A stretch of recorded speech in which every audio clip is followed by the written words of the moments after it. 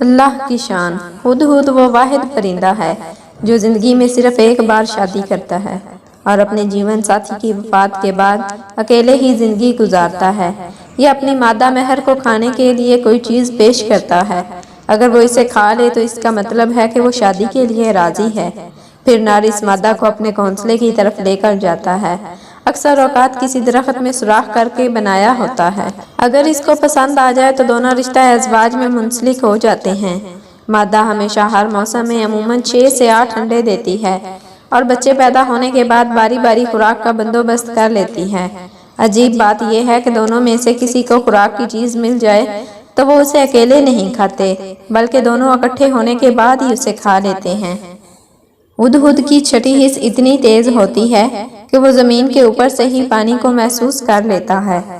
اس وجہ سے حضرت سلیمان علیہ السلام اس سے زیر زمین پانی ڈھونڈنے کا کام لیتے تھے۔ ہدہد ہزاروں میل کا سفر بغیر رکے طے کرنے کی طاقت رکھتا ہے۔